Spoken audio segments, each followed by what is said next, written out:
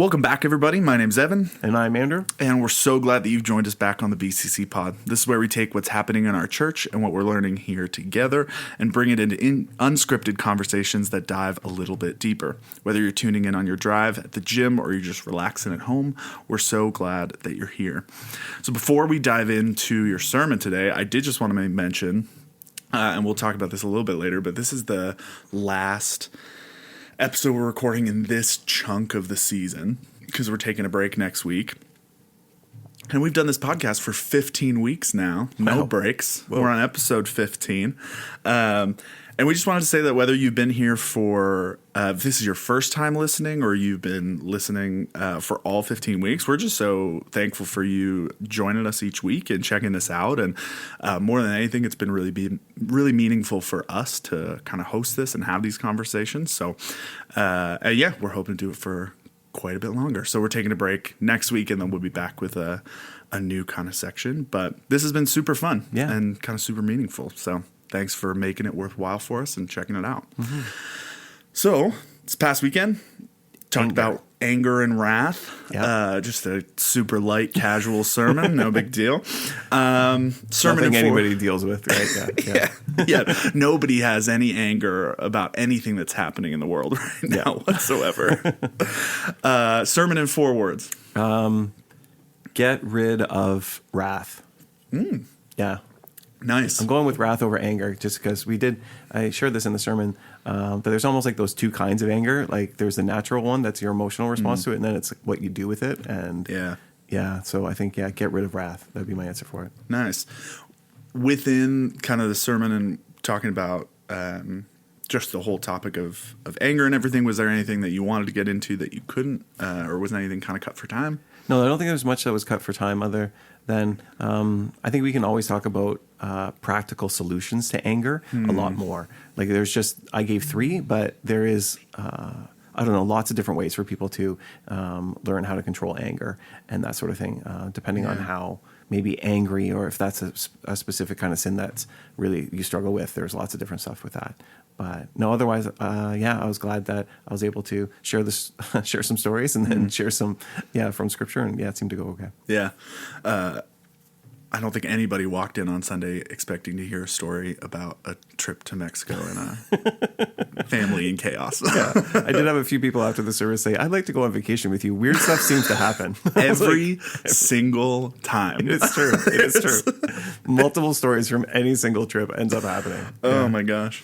There was, in kind of prepping for this pod and thinking through your sermon, the one thing that I realized, and we'll talk about it a little bit later, is just how much anger and aggression and outrage goes not only unchecked culturally for us, but is celebrated or given attention. That oftentimes, outrage and anger can look like heads turning towards you, or can sometimes look like prestige in certain ways. And I think it's different than some of the other sins in this series that we've looked at. Like there's just such a blatant kind of blessing from culture a lot of the times with aggression and the ways that we're kind of outraged a lot of the time. And it was one of those things that I don't even necessarily have a question connected to that or anything. But as I was kind of prepping, I was like, oh man, this is in so many more places than we think it is, I think. And it takes so many different shapes. And I like that idea of what you said there was like,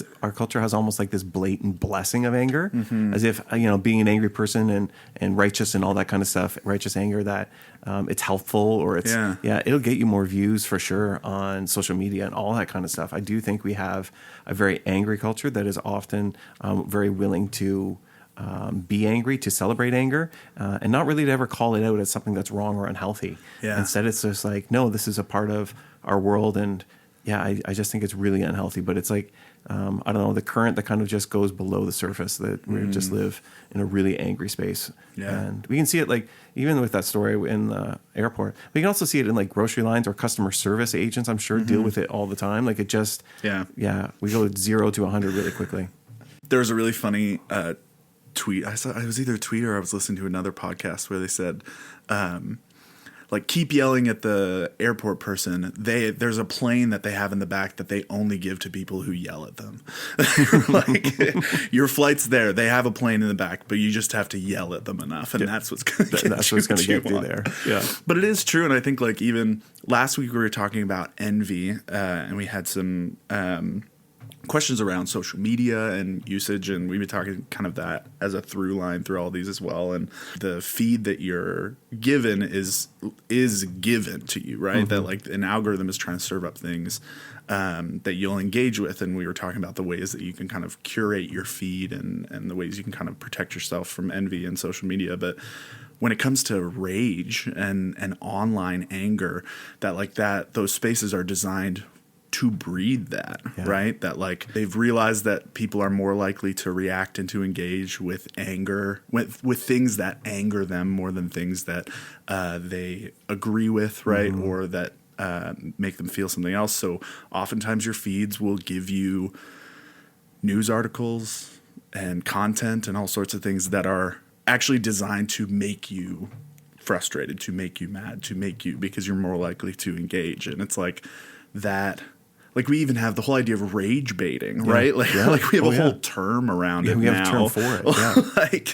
Yeah. And I just think that's crazy, right? Like something that is so pervasive and not just, not just a byproduct that we recognize of some of the systems that we operate in, but a specific intended outcome of like if you're angry on a social media platform, that's what they're wanting you to be. Yeah. Yeah. I feel like this sin is similar to greed, that it's just so pervasive in our world. Like we stopped even calling it a sin. Like we wouldn't think that somebody losing it is necessarily sinful anymore. Like instead it's celebrated, instead it's actually structured or systemic in our world. And that's why I think it's important to talk about. Same way it's important to talk about greed, because our world isn't going to tell us, hey, you were really too angry there and that damaged relationships. Like our world doesn't have that filter the same way anymore. Instead it's like, no, call out, do all that kind of stuff, yell, whatever. And it's, celebrated and not at all talked about as a sin in the same way that the Bible would. I think I had this question and I decided to cut it. So I'll just ask because you here. Do you think, connected in with that, like, do you think that there is ever like righteous anger in those spaces? I'm just thinking about the kind of, you're saying nobody tells people like, hey, that's not like good, or like culture doesn't say that like wrath is wrong. And even in spaces like I think about like the ways people get baited into arguments online and that sort of thing, that like, is there ever a time where righteous anger is present in those spaces, or do you think it just can't really exist in there? Yeah, I think so. That's kind of like the first, I would say the first kind of emotional kind of type of anger. I do think like it's not wrong to feel angry, and we are called to stand up for things. We are called to stand up for justice. And if you read the Old Testament, there are so many prophetic voices that call out the injustices around. Like I think we can have that, but we have to be actually in control. I think the real problem is, as Paul says, like in your anger, do not sin. But instead we equate anger, I think, with losing control and not having it. So I think you can stand up. You can do it in a way that isn't being controlled or modified or indulged by anger. You can speak clearly and calmly. You can call things out and say, this is wrong and unhealthy and unholy and all of that. But how we do that, I think, matters. I think actually anger, as Paul talks about it, and even some of those other verses, is it starts to control us. And that's a problem. And then I don't think there's going to be righteousness in that form of anger. Jesus felt anger, and he flipped over some tables, and he did that very deliberately, and there was a reason for that. But I think it was under control. It wasn't as if he lost all control and then just started running around and throwing things around. Yeah. Like that's not what ended up happening there. He's doing something much different. But I think it was always, anger under control. Because anger is just the emotional response we feel when something happens that we don't want to have happen. Right. Like that's very natural. It's very normal. It's what we do with that. And whether we indulge it or stoke it or grow it, that's where I think then problems really start to come. In our culture, I think, encourages that indulging of anger rather than the controlling of anger. Yeah. I will say, though, it would have sucked to be the table maker in the temple. Yeah. Everybody's watching this scene, and there's one guy in the corner that's like, dude, I just put those together. Actually, random insight. Most people think those tables were really heavy. And so they were like Were they heavy? Yeah. That's what a lot of scholars say, like 400 pounds or something. Oh my God. So when Jesus is throwing them over, it's Jesus was jacked. Well, he also worked with stone. He was a stonemason. I know we think carpenter, but like, yeah, he would have been, probably fairly strong from working and moving rocks all day. They should start. No, never mind. Well, they should start a Jesus workout regimen where like your goal is to be able to flip 400-pound tables by the end. Between Christmas and Easter, it's all right. I'm going to stop before that gets that was a random rabbit hole for us. Heretical. Yeah. Before we keep going today, we wanted to let you know that Easter weekend is almost here, and we would love for you to join us at Bethany for 3 unique and meaningful services. It starts with Good Friday on the 18th, which is a quiet, reflective time to pause and remember the sacrifice of Jesus. And then in the early hours of Sunday morning on the 20th, we'll have our sunrise service, which is a peaceful and liturgical moment to greet Easter morning in hope and stillness. And of course, we'll come together later that day on Easter Sunday to celebrate the resurrection with music and joy and community. It's a service full of life and love and the good news that we all need. No matter where you're at, there's a space for you here, and we would love to see you on Friday and on Sunday at Bethany. You can check out the link in the description or go to bethanycc.ca/Easter for all the information that you need, and we'll see you there. All right, so I got some questions for you surrounding anger and wrath. So the first one is, in a world where anger, and more specifically public anger, is often rewarded with attention, how do we practice restraint without becoming passive? I think then we just have to choose really well how we're responding to things. I think even something as simple as, honestly, before we ever post something or before we send something or before we stand up for something, we should take, like, this sounds simple, but like a deep breath and to make sure, is anger motivating me here? Am I in control? I think with the fruit of the Spirit, when it says self-control, like that's how we're called to do that. And we can do that with speaking directly and firmly without still like yelling and shouting and, I don't know, like being just at the whim of anger. I think what we really have to pay attention for, and we have to discern, is anger driving us to say this, or is it actually out of a sense of controlled, maybe anger, and using that, the fruits of the Spirit. So yeah, I do think it's possible, and we do need to stand up for the right things, but yeah, in self-control, I think really matters. Yeah, I think we had started this whole series with Lent when we were talking the first podcast just about the idea that emotions are information, right? So when we talk about anger, right, that's just telling us something. And I think that's what Paul's getting at too, is that like there's a certain amount that like you're gonna be angry sometimes, right? Like, because also some things are so angering, right? Some things are wrong that actually it's right to feel angry. If we didn't, it would be super weird. Yeah, and that's information, right? And that being able to, like you're saying, like take a moment, take a deep breath, and just say like why, right? And get curious about why you're feeling that way. Because I think sometimes too, these other sins that we're talking about can also sometimes be the reason for anger, right? Like if I'm angry, like, is this a pride thing? Am I trying to be the loudest voice in the room right now when really I need to not? Or like, is this something that's rooted, is this anger coming from a place of greed in my life too? Like sometimes they can kind of coexist together as well. So like taking those kind of pauses. I think too, maybe a good way, you tell me if I'm wrong, like just intentionality is a good way to put it. Yeah, intentionality is a really good way to put it. Yeah. And I think that anything that we do with anger uncontrolled, we can do better with actually self-control. Ooh, yeah. And I just think we've gotten so much into anger so celebrated that it does stuff. I don't think it does stuff. I think it breaks things. I think it breaks relationships. And I think actually powering up and amping up to meet with somebody else's anger, like that rarely ever resolves anything, actually. And it certainly doesn't help for a better outcome or even for what you're hoping for. It just makes a person probably dig in more. Yeah. And so I just think, anger left unchecked is not going to lead to healthy relationships around us. Yeah. And instead we need anger, like that emotional information. Say, okay, I'm feeling this. So now what am I going to do about it? Yeah. Not just letting it drive the show and letting it set the kind of the parameters for what we do. We need to pause before we respond. The second question we have says, is reconciliation always the goal of releasing anger, or can peace sometimes mean letting go without resolution? Yeah, so this actually, you had said, was there anything I wish I could have gone over more? Probably this section I would have loved to go on over more with.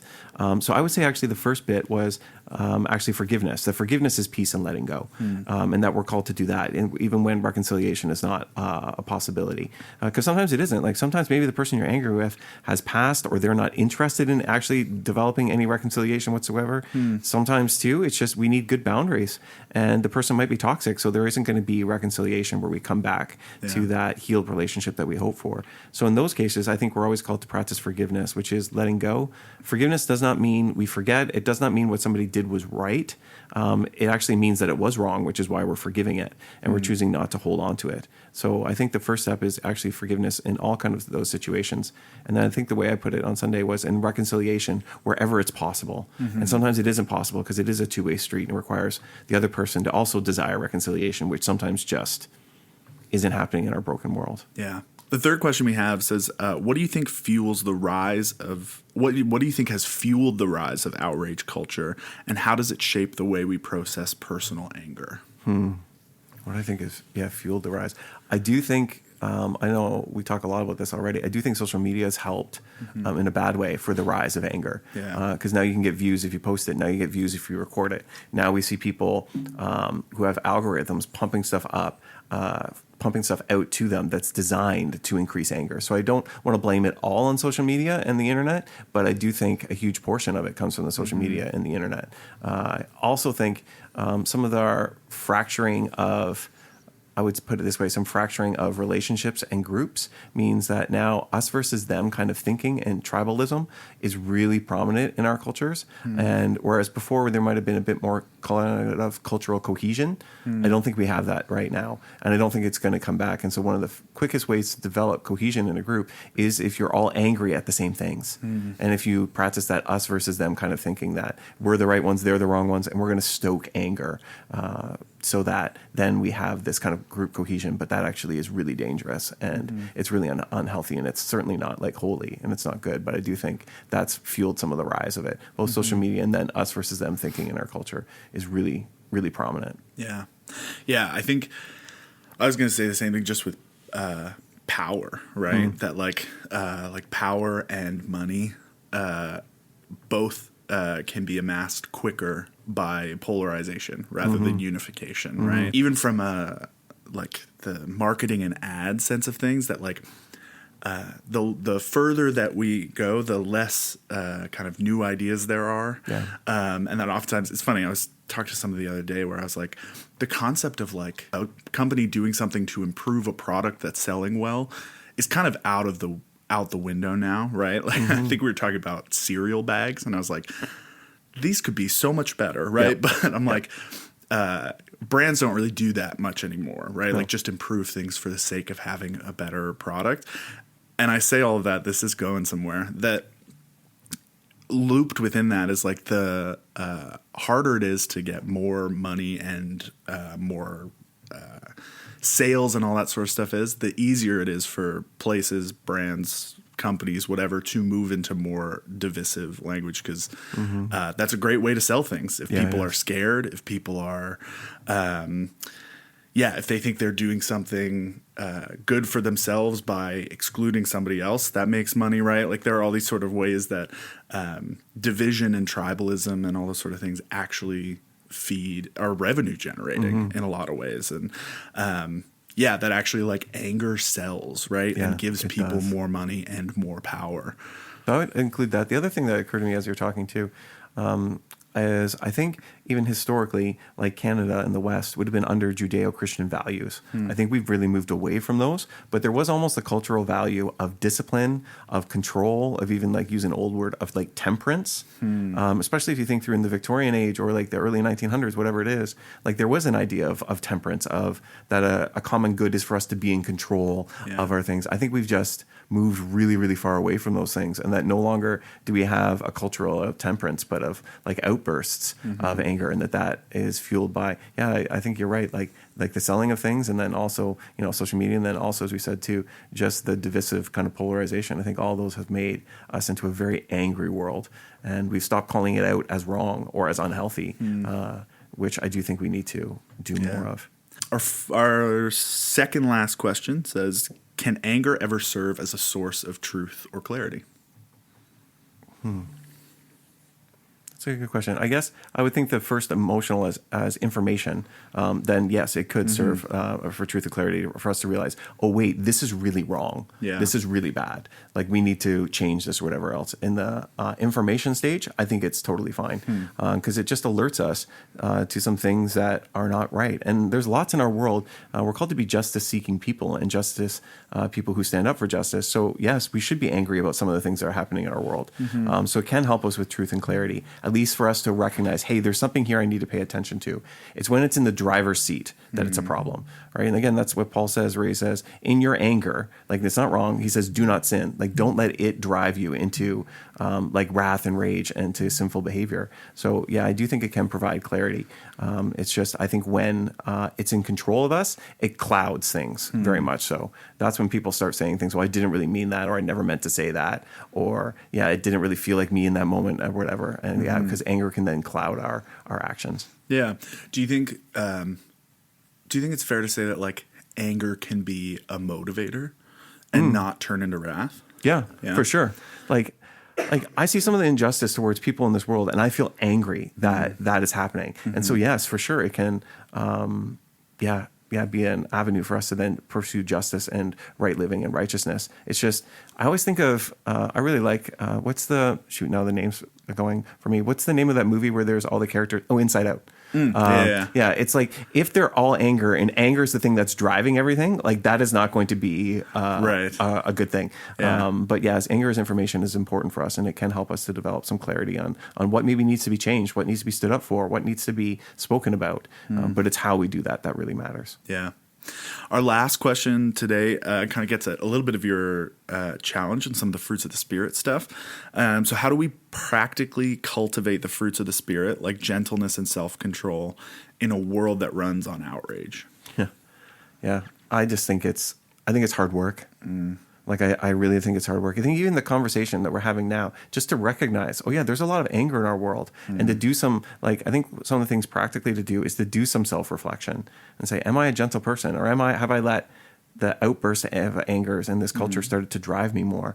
I think when it comes to the fruit of the Spirit, also remember that strength that ends up coming from the fruit of the Spirit, that's developed actually by the Spirit within you. That it's not all based on you having to do all the work. That it's actually the Spirit who wants to partner with us in creating those things within us. So I think it's a long-term thing. And I think for some people too, just like other people have different temptations, like anger might be for some people that they really need to pay attention to, and to actually, come out to our support and recovery stuff to help to actually find some healing and some hope from some of the habits and hang-ups we might have. So yeah. I think that's good. I think, that the scale of how we might struggle with anger can be different for everybody, right? So taking self-reflection. I love that throughout this entire series, I feel like our main kind of challenge on this podcast is just self-reflect a little bit, just going deep. I think one of the other things that could help us is to do some self-reflection too on who are we listening to, and are they angry people? Right? Because I think if we're going to be developing the fruit of the Spirit, we just need to make sure who is actually influencing us. And this can be on your social media feed. It can also be famously that there are some pastors who are very, very angry people, right? When that is not a fruit of the Spirit, where there doesn't seem to be kindness, gentleness, self-control, patience. Like, we should do some self-reflection on who are we listening to and who are we allowing us to shape us, because I think that's how we've had such an angry culture. We're letting culture do the shaping rather than the Spirit. And so, just even reflecting on what are you intaking? And is it really angry content? And if so, that might be something to consider actually just bowing out from and saying, hey, this isn't helping me to develop gentleness and patience and self-control. Instead, it's actually encouraging anger within me. Yeah, I think that's so good. And I think connected with the what's influencing me, that depending on what your life looks like and what our culture looks like writ large, how prone to anger you are might change, right? There's kind of or you're, in a better way maybe to say it is your fuse might be longer or shorter in certain ways, right? Or how anger might hit you in your life is going to look different when there's up and down tariffs, and where there's economic uncertainty, and when there's political uncertainty, and when there's even in your personal life, right? Whatever all those things look like are mitigating factors to what anger looks like and how it presents in your life. And yeah. Yeah, and spending some time really discerning why you are actually angry, I think that part is really hard work, actually. We know the symptom of like, oh, this happened, so I'm angry. But really, like deep down, are you scared of something? Or is there like disrespect that you're feeling? Or what's the real reason that you are angry? Like, I don't love the terrorists. And really probably what makes me angry is more the fear of like, oh no, what is actually going to happen? Yeah. Right? Like in that sense, it makes me, I don't want there to be this because I'm unsure of now what the future looks like. And yeah, I just think paying attention to what really is going on below the surface is hard work, but that'll help us to then respond well and respond in the right ways and to the right thing that will, rather than dealing with just a symptom, to really get down to the root or the cause of why am I actually feeling this. Yeah. And like you were saying before, and I think you said this on Sunday as well, if you are looking for some tools to be able to do that in a more structured way, or just looking for some help of where to start, Support and Recovery would be a great place for that. And they have a lot of different resources when it comes to anger, but kind of all of the sins that we've been talking about through this whole series. If these are things that are present in your life that you're struggling with and that you want to find kind of freedom from, that would be a really great place to start. Yeah. Yeah. So that's all the questions that I have for today. Any kind of closing thoughts as we wrap up the 7 deadly sins? What's kind of maybe I'll ask you kind of 3 different things. What's this series been like for you, both preaching and kind of working through all these things? What's the biggest takeaway that you're kind of carrying away from the whole series? And what was your favorite sermon to give? Oh, that's a good question.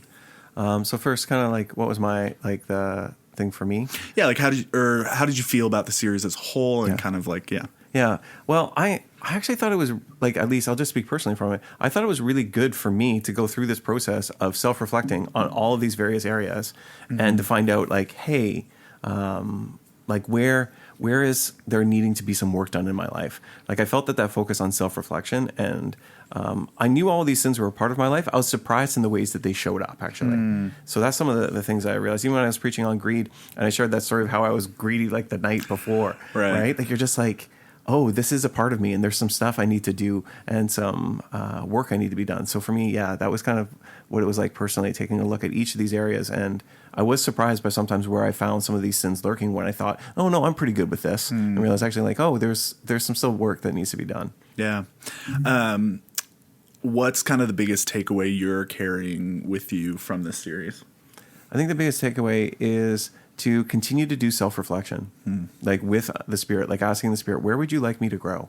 Where are you working within me? What needs to go? Like, I think that's what this series taught me the most, when it was like looking at all these various different sins, but really asking the Spirit, okay, what do you have to say to me personally about this? And so that's my kind of biggest takeaway that I'm carrying, is I just need to continue to have that habit of self-reflection and discernment so that I might live a better life and more closely to Jesus within it. Yeah. And then the last one, what was your favorite sermon out of all of them to preach? Obviously I liked preaching all of them. Right. I did. I liked sharing like the story. I liked sharing some of the stories. I liked the inverted U with gluttony that I thought was I like that math bit. That was good. Yeah, that was a good one. I appreciated even on Sunday being able to share just funny like experiences in my own life at airports and that sort of thing. So I actually think maybe my favorite was greed, actually. Oh, nice. Yeah. Yeah, preaching that was... Sorry, the only reason I was chuckling was because I thought you weren't going to answer, and then you answered. So, yeah, I do think the one on greed was the one that for me, I liked the most. And it was funny how, I got a sermon illustration the night before, right? That just kind of shows up. And I was like, oh, yeah, that's real life. I think doing the podcasts, I think greed, that pod was my favorite one to do out of all the ones we've done. Mainly just because I got to spout off about capitalism for a little bit, but also it was really, it was good to dive a little bit deeper.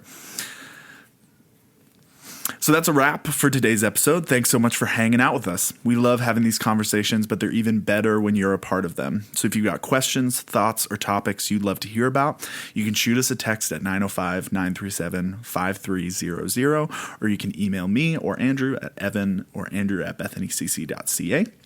And before you go, don't forget to subscribe to the BCC pod so you never miss an episode. And if you're enjoying the podcast, do us a favor, leave a quick review or rating. It's a simple way to help others find us and be encouraged too. Don't forget, before you go, next week we're taking a week off after Easter, but then we'll be back in 2 weeks as we get into a brand new series called Bounce Back, looking at how to cultivate resilience in whatever season you're in right now, which honestly, given everything that's going on, I think we could all use a little bit more resilience and ways to build resilience. So thanks again for joining us, and we will see you all back here in 2 weeks. Thanks, guys.